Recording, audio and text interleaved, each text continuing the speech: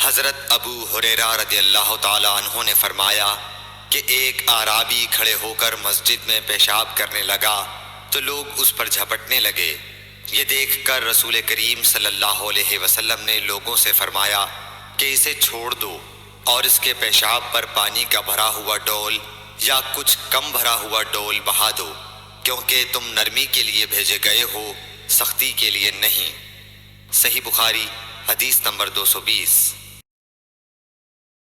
ایک دیہاتی شخص آیا اور اس نے مسجد کے ایک کونے میں پیشاب کر دیا۔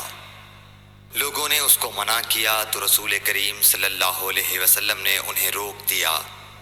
جب وہ پیشاب کر کے فارغ ہوا تو آپ نے اس کے پیشاب پر ایک ڈول پانی بہانے کا حکم دیا، چنانچہ بہا دیا گیا۔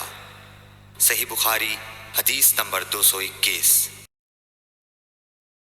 رسول کریم صلی اللہ علیہ وسلم کے پاس ایک بچہ لایا گیا۔ اس نے آپ کے کپڑے پر پیشاب کر دیا۔ آپ نے پانی منگایا اور اس پر بہا دیا۔ صحیح بخاری حدیث نمبر 222۔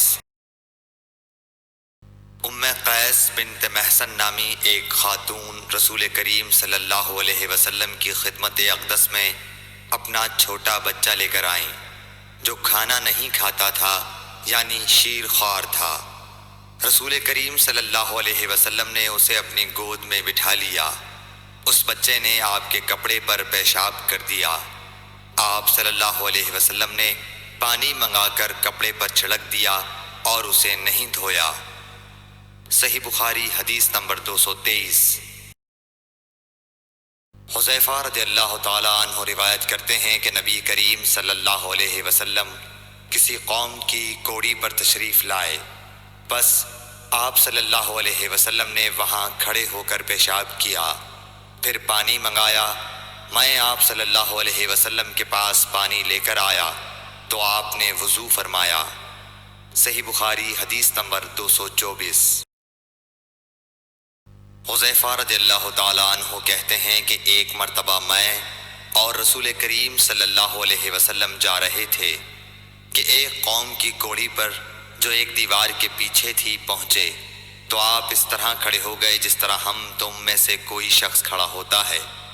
پھر آپ نے پیشاب کیا اور میں ایک طرف ہٹ گیا۔ تب آپ نے مجھے اشارہ کیا تو میں آپ کے پاس پردے کی غرض سے آپ کی ایڑیوں کے قریب کھڑا ہو گیا، یہاں تک کہ آپ پیشاب سے فارغ ہو گئے۔ بوقت ضرورت ایسا بھی کیا جا سکتا ہے۔ صحیح بخاری حدیث نمبر 225۔